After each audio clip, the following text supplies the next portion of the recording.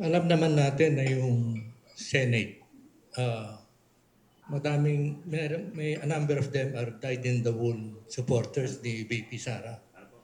Parang rabid supporters of VP Sara.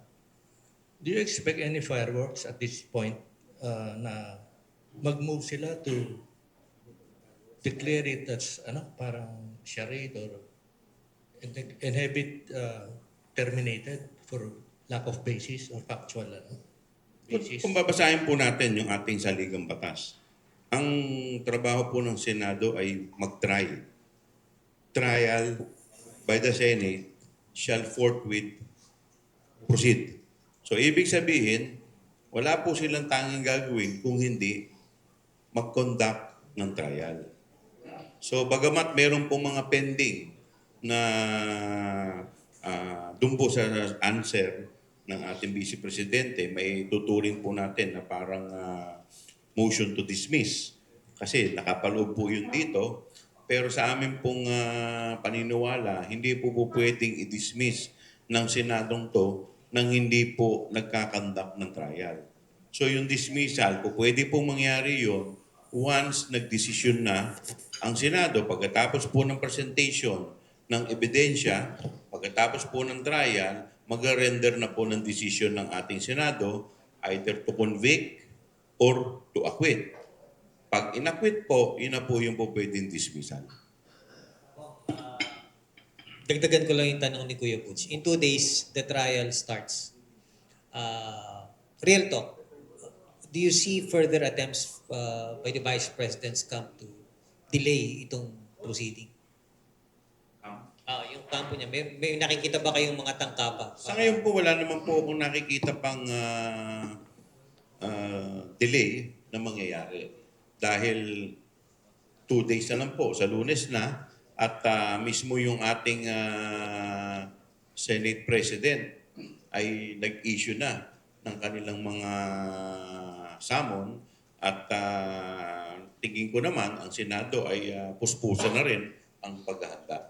So any delay, tingin ko ay magiging katawa-tawa na. Itong bago maganap ang unang pagdinig sa impeachment trial, maraming nagsulputan, quote-unquote, yung word na nagsulputan, ng mga issue. May maleta, may envelope, kung ano-ano pa. Wala na bang makakapigil, wala nang makakadistract sa isipan ng mga nasa gobyerno, kagaya ninyo, at saka nasa mga mamamayang Pilipino na dapat nang managot. Hindi na kami madidistract ng kahit ano pang mga galaw pang politika. Well, hindi po natin maaalis na maglalabasan maraming fake news na naglalabasan. At naniniwala kami na habang sinisimulan itong impeachment at mas umiigting itong trial sa impeachment, mas umiigting din ang mga paninira, mga fake news para ma-divert ang atensyon ng ating mga kababayan dito po sa impeachment. Nang sa ganun, hindi makakuha ng matinding suporta sa ating mamayan. Pero kami po, sa panig po ng prosecution, ay nakafocus lamang kami sa aming gawain, sa aming trabaho, at ang focus lamang namin dito ay mailatag ng maayos ang ebidensya sa ating mga kababayan. At makita ng mga taong bayan kung totoo ba o hindi itong mga paratang sa ating Vice Presidente. Dahil alam po ninyo, wala pong pinakamatinding panabla sa fake news kung hindi po ang ebidensya na ilalatag po namin. The long wait is over. Sa Lunes ay inaasahan po natin magsisimula na ang trial na matagal nang inaantay ng ating mga kababayan. Sa July 6, alas 2 ng hapon, ang simula po nito. Inaasahan po natin na sa Lunes magkakaroon ng opening statement ang magkabilang opposing camps, no, sa parte ng prosecution at sa defense. At hopefully sa Lunes ay mareresolve na rin po yung mga pending motions na amin pong inihain sa impeachment court. So meron po tayong 4 na motions na nakahain na inaasahan po natin sa Lunes ay mareresolba na. Sa po dito, yung paggamit ng wikang Tagalog at Ingles para po mas maunawaan ng ating mga kababayan kung ano po talaga ang nagaganap sa loob po ng impeachment court habang nililitis po ang ating Vice Presidente. Pangalawa, na motion na nakahain, ito po ay yung payagan na 3 araw bago isalang ang testigo, mabigyan ng notice ang magkabilang party. Ikatlo, ang isa po sa mga motion na nakabitbit ay bigyan din ng pagkakataon na ang prosecution, ang public prosecutor at saka ang private prosecutor ay mapayagan na mag-examine ng testigo. So sa kasalukuyang rules kasi, isa lamang po ang inaalaw na mag-examine ng testigo. So ang hinihiling po namin na sana mabigyan ng pagkakataon na 2. So isang public at saka isang private prosecutor. Ang isa pa po na inaantay po natin lahat ay yung pagbubukas po ng mahiwagang box na hanggang ngayon po ay hindi pa rin po na bubuksan at namamarkahan. Kaya inaasahan po natin na ito po ay mareresolba na po sa darating po na Lunes. Isa sa matagal ng pangamba sa paniningil ng pananagutan sa mga Duterte, yung seeming popularity nila sa masa. May makabanta na magkakagulo daw kapag ito'y inalis sa pwesto, sinuspindi, may mag-people power at pababagsakin kung sino man ang administrasyon. Ano ang inyong, paano may kukunik ito? Yung bang naganap ng Martes, na bigla ang supposedly malawak ang rally, at sa kasagsagan ng rally, ang Pangulo umalis ng bansa, na tila hindi nagpakita ng pagkabagabat na maganap politically. Ito ba'y lalong nagpatibay sa resolve ng mga naniningil ng accountability sa Duterte na hindi na kayang ligligin? Hindi tayo banana republic. Ang Pilipinas ay matatag politically ang mga institusyon.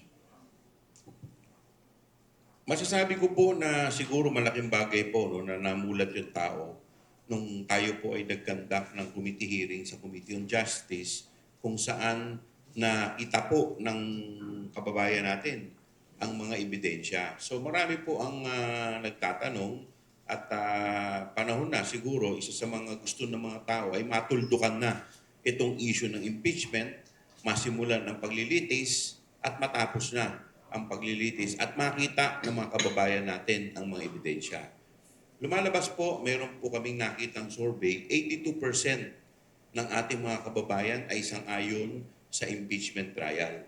So hindi naman po ibig sabihin na itong 82% ay naniniwala sila na guilty na ang ating Vice Presidente. Pagkos dito po sa 82%, sila ay interesado na makita ang ebidensya at magkaroon na ng tuldok ito pong impeachment trial. So, kaya po marahil isa rin po ito sa dahilan kung bakit parami ng parami ang sumusuporta po dito po sa impeachment trial. At inaabangan na rin po ito ng ating mga kababayan. At this point, kung are you very upbeat about yung magiging impact nitong impeachment trial and the evidence na nag-gather nyo would lead to conviction? Well, una-una, hindi po kasi kami allowed na mag-discuss ng merito ng kaso. Kaya nga po kami mayroong designated na spokesman.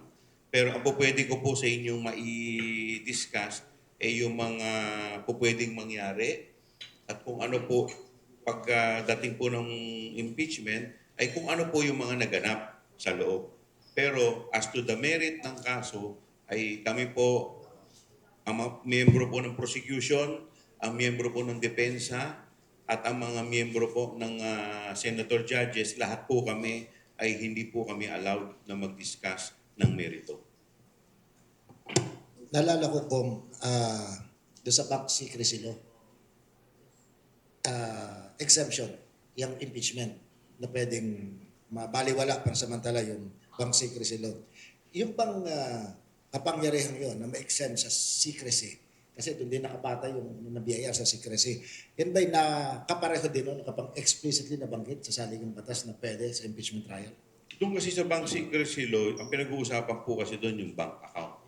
Opo. At doon talaga expressly nakalagay po doon na sa impeachment. Dito po kasi, ito po, kagaya po ng kanina paghahambing ko, ito po ay parang inahantulad ko po sa korte.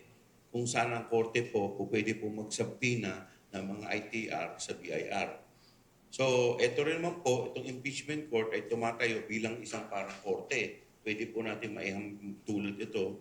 So, kaya yung sabina rin po, nai-issue rin po nito, ay po pwede po nating masabi na yun po ang mga magiging grounds para mabuksan ito. But just the same, ako po, isa lang naman po ang tanong ko. Wala naman pong tinatago, ano naman po ang dahilan para ito po ay ipagpubli sa taong bayan. Dahil ang issue po kasi dito sa impeachment ay pananagutan, accountability po. Okay. Itong, for us non-lawyers na nakakaunawa ng mga salita, binagit yung salitang maihahalin tulad sa korte. So, ibig sabihin, wala pang ruling ang korte rito before sa ganitong kahuli na kaso sa secrecy ng BIR na records. Tingin ko, hindi ko po alam doon sa mga previous impeachment kung nagkaroon po ng ganitong issue sa BIR. Pero dito po kasi ay masasabi ko na kasi nung dati yata sa impeachment ni Corona, ang naging issue yata doon is yung SALN. Tapos sa impeachment ni dating presidente, yung account, yung envelope na hindi nabuksan. Dahil sabi nga nila, yung sa envelope na yun, parang natutunan yata yung pirma ni Jose Velarde. Kung hindi po ako nagkakamali, yun yata yung nakalagay doon. So itong envelope na to, kung hindi nila papayagan, baka mamaya maging ganun din ang mga maging epekto nito. Itong, dahil matagal na itong napag-uusapan, I suppose na nagkaroon ka din ng pag-aaral. Ano? But can you educate us? Educate my ignorance or innocence, as the case may be. Saan ba nababata yung secrecy nga na batas ng ating mga tax records? Ano yung dahilan kung bakit inilagay sa batas yung secrecy? Binanggit po kasi ito doon sa commissioner ng BIR. So, ako naman kasi po, nung stand ko po doon sa committee level, nung kami po ay nagko-committee hearing, ang stand ko ay po pwedeng buksan. Kasi ang dahilan ko po dyan, doon sa ating saligang batas, inaalaw ang Kongreso na mag-promulgate ng sarili nilang rules. At ang nagsasabi po nito ay ang saligang batas. Ngayon, doon po sa rules namin, inaalaw kami na mag-issue ng subpoena. So ang in-issue po namin subpoena ay yung ITR, hindi naman po yung box eh. So ito pong laman ng box, yung ITR, yung po ay produkto ng subpoena na in-issue ng Committee on Justice na binibigay po sa amin na kapangyarihan ng saligang batas. So, parallelism, para higit na naming maunawaan. So, sinabihan nyo halimbawa yung pera na maaaring magpatunay doon sa krimen. Kasi, tubol ng pera, 1 milyon. Dinala sa korte, yung pera, pero nakasilid sa vault. Ngayon na pinagtatalunan kung pwedeng buksan yung vault o hindi bubuksan yung vault. Kasi po may nakalagay pong specific doon sa NIRC. Ang sinasabi po kasi sa National Internal Revenue Code na ito pong ITR, po pwede lamang ito kung ito ay bubuksan sa executive session at saka pag ito ay in aid of legislation. E ang sinasabi nila, yung Committee on Justice, hindi naman po ito in aid of legislation dahil yun nga ay part ng impeachment proceeding. So, kaya lang ako po, yung sinasabi ko po naman yun, yung kapangyarihan namin na mag-issue ng compulsory processes ay base po sa rules kung saan kami ay pinahihintulutan ng ating saligang batas na mag-promulgate o gumawa ng sarili naming rules. So ano pa ang epekto ng rules ng compulsory processes kung ang magiging bisya lamang nito ay padala doon yung box at hindi naman yung nilalaman nito. So kung magkakaganon na hindi pwedeng buksan, assuming for the sake of discussion, so ibig sabihin ng kapangyarihan ng impeachment court ay mas mababa kaysa kapangyarihan ng RTC, ng Court of Tax Appeals? Hindi, iba naman po kasi dahil yun po yung usapin na yun doon po sa Committee on Justice. So dito naman po kasi sa impeachment court, kagaya po ng binabanggit ko kanina na di po ba sa mga korte, yan, ang korte po pag nag-issue po sa BIR, pag nag-issue po ng subpoena para padala po, halimbawa sa mga kasong tax evasion, so papadalan po yan ng ITR, ng mga dokumento, hinga ng dokumento yung BIR. So yun po, pinapayagan. Ito naman pong impeachment court ay inahambing po natin sa korte. Kaya ito po, ako po naniniwala na dito po ay po pwede na po. Kung during the pre-trial conference, yung prosecution attempted to pre-mark yung BIR box, yung pamosong BIR box, but you failed. Sa pagbubukas ng trial sa Lunes, magtatangka ba kayo na muling pag-usapan itong issue ito? Well, in fairness po kasi, nung pre-trial conference, kaya po hindi po nabuksan yung mahiwagang box. Kasi po, yung clerk of court, yung tumatayong clerk of court po, ay wala naman po siyang power para magdesisyon. Kaya ang power lamang po, ang may kapangyarihan lamang po para makapagdesisyon kung ito ay bubuksan o hindi, tanging ang mga senator judges na umuupo po sa impeachment court. Kaya sa Lunes po, inaasahan po natin na magiging maigting ang bakbakan po ang in terms of sa mga pending motions namin. At isa nga po ito sa pending motion na nakalatag po at nag-aantay po sa impeachment court. Ang responde ng depensa ko, payag sila na buksan yung box. Pero, dangan nga lamang, ito ay sa isang executive session. Ano ang punto de vista ng prosecution dito? Well, kami po naniniwala na hindi naman po kailangan na ito ay sa executive session dahil ito po ay impeachment court na. So parang halimbawa po sa kaso po ng mga tax evasion.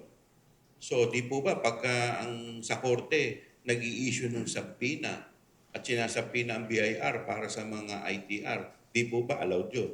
So po pwede po natin maihambing ang impeachment court sa korte kung saan pinapayagan na po yung ganito. Yung po kanilang sinasabi, marahil ay kasi doon po sa NIRC, ang National Internal Revenue Code, yung binabanggit po kasi doon na sa executive session kung may hearing sa committee level.